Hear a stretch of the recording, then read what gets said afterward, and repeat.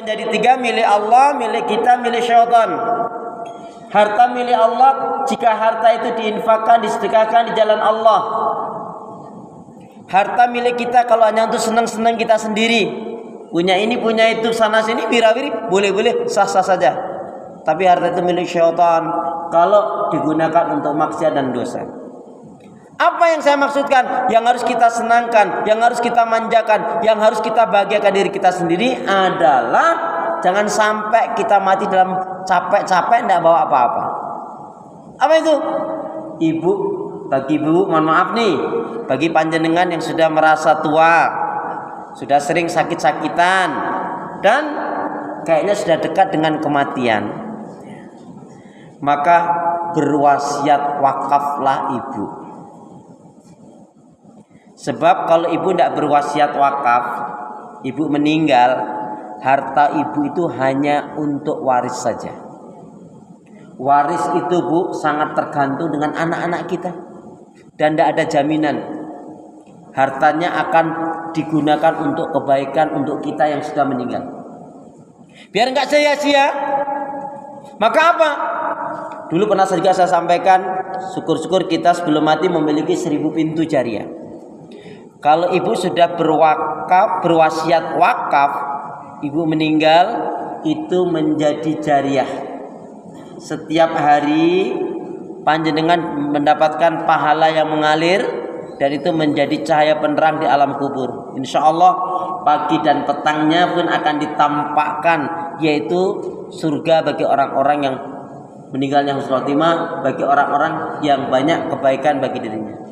Mohon maaf, contoh, ibu bilang kalau ada anak-anaknya, kalau masih punya suami bilang, Pak, Papa ridho nggak, ikhlas nggak jika sewaktu-waktu aku meninggal, yang 50 juta, yang 100 juta, atau yang 200 juta, terserah, tergantung nilai rumahnya, tolong diwakafkan untuk atas nama aku. Karena kita tahu apabila anak Adam itu mati, inqata'ah, terputus, kecuali 3, shadaqatun jariyah. Bu, shadaqah jariyah yang paling tinggi adalah wakaf, ilmu yang bermanfaat, doanya anak yang soleh. Ketika ibu sudah suaminya meninggal, maka biar harta ibu betul-betul bernilai, ibu bawa dalam kematian, maka ibu berwasiat wakaf. Tulis, bismillah, pada hari ini tanggal ini, mama, umi, ibu berwasiat untuk kalian anak-anakku, agar ketika nanti mama meninggal, nilai dari rumah ini terserah apa 50 juta apa 100 juta, semakin banyak lebih baik, adalah wajib kalian wakafkan atas nama mama. Ibu kalau tidak mewasiatkan, maka ibu hanya punya nilai harta ibu waris saja. Dan saya nggak yakin anak ibu akan banyak mewakafkan atas nama ibu. Kakak mau wakaf berapa untuk mama? Aku 10 juta aja deh, Dik. Ya udah kalau gitu aku 5 juta aja, atau malah kurang dari itu. Tapi kalau ibu yang mewasiatkan 100 juta, 200 juta, minimal 50 juta misalkan, itu yang akan menyelamatkan ibu nanti di akhirat. Itu yang menyelamatkan ibu yang pertama kali di alam kubur.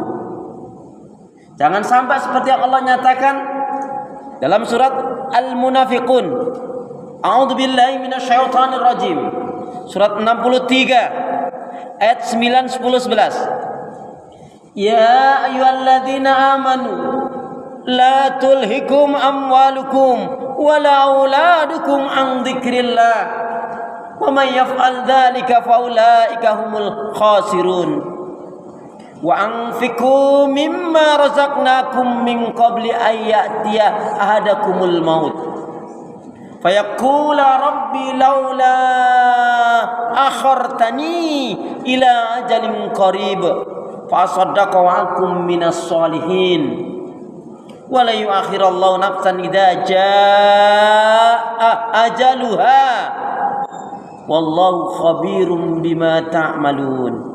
Surat Al-Munafiqun surat 63, boleh dibacakan artinya untuk renungan kita. Ayat 9, 10, 11. Bismillahirrahmanirrahim. Wahai orang-orang yang beriman, janganlah harta bendamu dan anak-anakmu meramaikan kamu dari mengingat Allah. Dan barang siapa berbuat demikian, maka mereka itulah orang-orang yang rugi. Dan infakkanlah sebagian dari apa yang telah kami berikan kepadamu sebelum kematian datang kepada salah seorang antara kamu. Lalu dia berkata menyesali, ya Tuhanku, sekiranya Engkau berkenan menunda kematianku sedikit waktu lagi, maka aku akan bersedekah dan aku akan termasuk orang-orang yang soleh. Dan Allah tidak akan menunda kematian seseorang apabila waktu kematiannya telah datang. Dan Allah Maha teliti terhadap apa yang kamu kerjakan. Ibu ingat sekali lagi, jika ibu belum berwasiat wakaf, ibu meninggal, harta ibu hanya bernilai waris. Sangat tergantung dengan keadaan anak ibu. Pasti kita menginginkan anak kita akan baik, anak kita akan solih, anak kita akan melakukan untuk kita sebagai orang tuanya. Tapi tidak ada jaminan. Ketika ibu sudah memulai mewasiatkan wakaf, sudah dicatat satu pahala kebaikan. Baru nanti akan terjadi wakaf yang sebenarnya itu pahalanya ketika itu kita meninggal dan itu misalkan rumahnya dijual dan harta itu yang ibu wasiatkan tadi sebagai wakaf. Mohon maaf ya Bu ya. Mungkin bayangan ibu kalau sudah nulis wakaf tuh kayaknya matinya cepat lagi gitu ya. Matinya nggak lama lagi. Enggak juga Bu, nggak ada jaminan. Boleh jadi ibu yang berwakaf, yang meninggal mungkin kalau ibu masih punya suami ibu dulu atau anak ibu dulu. Tapi keuntungannya ibu berwasiat juga mati, nggak berwasiat juga mati. Ya Pak ya. J apa J? Tapi tidak ada kerugian kalau ibu sudah berwasiat. Itu murni yang perlu kita bawa, yang perlu kita senangkan untuk diri kita, yang perlu kita manjakan adalah diri kita sendiri, yang perlu kita bahagiakan adalah diri kita sendiri. Di alam kubur itu ada nikmat kubur, ada azab kubur. Bagi yang mendapatkan nikmat kubur, pagi dan petang ditampakkan surga baginya.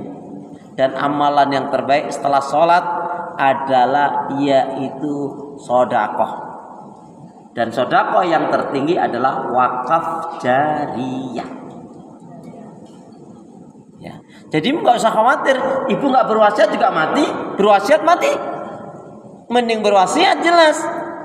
Sehingga harta nanti ibu meninggal tuh, yang sekian puluh juta, yang sekian ratus juta, itu murni menjadi pahala ibu sendiri. Ustadz nggak sayang nih sama anak, sayang banget. Kita sekolahkan anak yang tadinya nggak ngerti, jadi ngerti dengan izin Allah. Kita besarkan. Habis itu, kok kita mati nggak membawa apa-apa? Ya karena tadi yang ibu tumpuk mati nggak dibawa. Kecuali ibu sebelum ketika masih hidup ibu sedekahkan atau sebelum meninggal ibu sudah wasiatkan wakaf. Allah berfirman di dalam surat Asy-Syu'ara, surat yang ke-26 ayat yang ke-88-89. A'udzu billahi minasyaitonir rajim. Yauma la yanfa'u malu wala banun illa man atallaha biqalbin salim. Surat 26 ayat 88-89. Pada hari di akhirat nanti tidak ada yang menyelamatkan diri seseorang. Yang menyelamatkan itu bukan harta kekayaan yang melimpah ruah, kecuali hartanya digunakan untuk ibadah, kecuali hartanya diinfakkan fisabilillah. Juga bukan anak-anak yang dibanggakan, kecuali anaknya baik solih solihah. Tetapi siapa saja yang akan selamat itu adalah yang datang menghadap Allah biqalbin salim. Qalbun salim, hati yang sehat, bersih dan selamat. Qalbun salim itu hati yang sehat, bersih dan selamat. Ya. Baik, saya beri kesempatan ibu untuk bertanya dari mukadimah ini. Silakan. Mungkin ada yang mau bertanya? Ya, silakan Bu. Waalaikumsalam warahmatullahi wabarakatuh.